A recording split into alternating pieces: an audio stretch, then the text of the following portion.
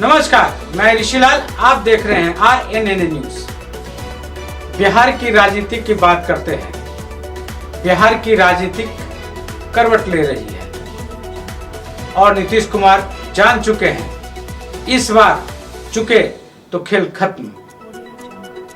BJP एक एक कर अपने सहयोग को पत्ते को किस तरह अपने हाथों में समेटते चली जाती है। क्या बिहार सरकार गिरने वाली है? क्या नीतीश सरकार करने जा रहा है बड़ा खेल? नीतीश कुमार चाहते हैं जातीय जनगणना हो जाए, इसको लेकर एक बार फिर सर्वदलीय बैठक बुलाना चाह रहे हैं, लेकिन बीजेपी सहमति नहीं दे रहा है। नीतीश कुमार परेशान है और आरजेडी पूरा ऑफर दे दिया है। देखिए एक रिपोर्ट। बिहार का सियासी समीकरण अब इन्हीं सवालों के इर्द गिर्द घूमने लगा है, क्योंकि बिहार में एनडीए गठबंधन में सब कुछ ठीक नहीं। जातीय जनगणना पर बीजेपी के रवैये से नीतीश कुमार परेशान है, तो वहीं आरजेडी नीतीश कुमार को समर्थन का खुला ऑफर दे रही है और कह रही है नीतीश सरकार को गिरने नहीं देगी। सम्मानित मुख्यमंत्री जी, अपने वचन पर दृढ़ रहिए। हम लोग वचनबद्ध हैं। इस मुद्दे पर सर्वसम्मति है बिहार की विधानसभा की, और किसी भी हालत में इस काम के लिए आप आगे बढ़िएगा तो किसी भी संकट का सामना करने में राष्ट्रीय जनता दल प्रतिपक्ष के नेता तेजस्वी जी के नेतृत्व में आपके साथ खड़ा है पूरा महागठबंधन। आरजेडी ने दिल खोलकर नीतीश कुमार का समर्थन किया, तो वहीं जेडीयू ने इसके लिए आरजेडी को धन्यवाद भी कह दिया। अब तो डंके की चोट पर जेडीयू ने कह दिया कि चाहे जो भी नाराज हो जाए, लेकिन बिहार में जातीय जनगणना होकर रहेगी। चाहे जिस भी परिस्थिति में हो, जातीय जनगणना होगी।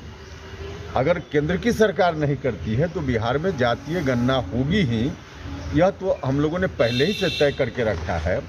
और इस काम में आरजेडी की ओर से जगता बाबू ने कहा है, फिर से नीतीश कुमार जी के नेतृत्व को स्वीकार किया है, तो इस बात के लिए हम उनका धन्यवाद करते हैं। राष्ट्रीय जनता दल को दिन में सुहावने सपने देखने से भारतीय जनता पार्टी रोक नहीं सकती है, और जातीय जनगणना का सवाल है तो लालू जी को पहले कांग्रेस से पूछना चाहिए।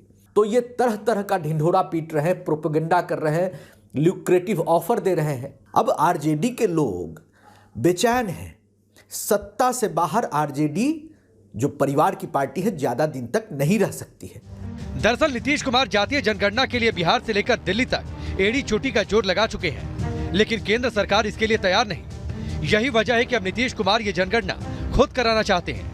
इसके लिए नीतीश कुमार सर्वदलीय बैठक करना चाह रहे हैं। सभी दलों ने इसके लिए हामी भर दी है, लेकिन बीजेपी भाव नहीं दे रही। बिहार की राजनीति में आरजेडी लगातार मौके ढूंढती रही है। इससे पहले उसने बीजेपी विधायकों पर पासा फेंका था। इसके बाद माजिद सहनी को पटाने का मोहरा भी पिट गया। अब जातीय जनगणना के सहारे बिहार में उलटफेर की कोशिश है। देखना होगा कि इस बार बाजी पलटने का आरजेडी का दांव उल्टा पड़ता है या तीर निशाने पर लगता है। देश के किसानों की पसंद आयशर ट्रैक्टर्स, 50 श्रेणी के दमदार 5 सीरीज ट्रैक्टर्स। भारी से भारी काम करे, उम्मीद से ज्यादा, बहुत ज्यादा। एक बार अवश्य मेरे यहाँ पधारें। Jai Ambe tractor dealer, Eicher tractor. हमारा पता Gaya Tobhi road, cantt area, near gate number 5, Paharpur, Gaya. हमारा मोबाइल नंबर 9955837333। हमारा ईमेल jambettractor@yahoo.in।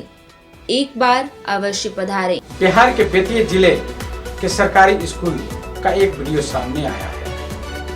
इसमें एक शिक्षिका कुर्सी पर सो रही है और एक लड़की पंखा हौंक रही है।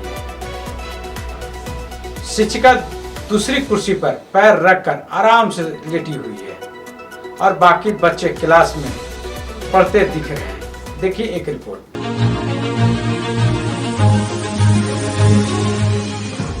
बेतिया के सरकारी स्कूल से एक वीडियो सामने आया है, जिसमें एक शिक्षिका कुर्सी पर सो रही हैं और छात्रा उसे पंखा से हवा कर रही है।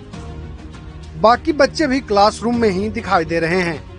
वहीं इस मामले पर स्कूल के हेडमास्टर का कहना है कि टीचर की तबीयत ठीक नहीं थी, इस कारण से बच्चे उन्हें पंखा झल रहे थे। उसका तबीयत पहले से भी खराब था जी। और आई और आकर क्लास में गई है, जाते समय उसका जो है चक्कर आने लगा और उसी चक्कर में जब चक्कर आया तो बच्चे दौड़कर उसको बैठाकर पंखा दिलाने लगा।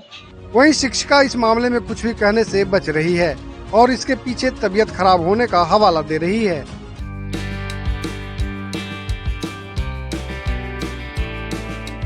जय माता दी फर्नीचर एडर फर्नीचर के साथ सेविंग के साथ 25% की भारी छूट। हमारे यहाँ रेडीमेड फर्नीचर, अलमारी, सोफा, कुर्सी, ड्रेसिंग टेबल, गद्दे आदि शादी विवाह से संबंधित फर्नीचर उचित दाम पर उपलब्ध है। हमारा पता जय माता दी फर्नीचर, रमना रोड, कन्या पाठशाला के नजदीक। हमारा मोबाइल नंबर 7488079779। आज 5 जून है। लोक नायक जयप्रकाश नारायण जी का संपूर्ण क्रांति का दिन है।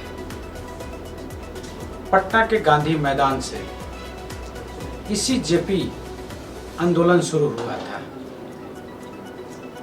इस आंदोलन से देश की राजनीति का दिशा बदली।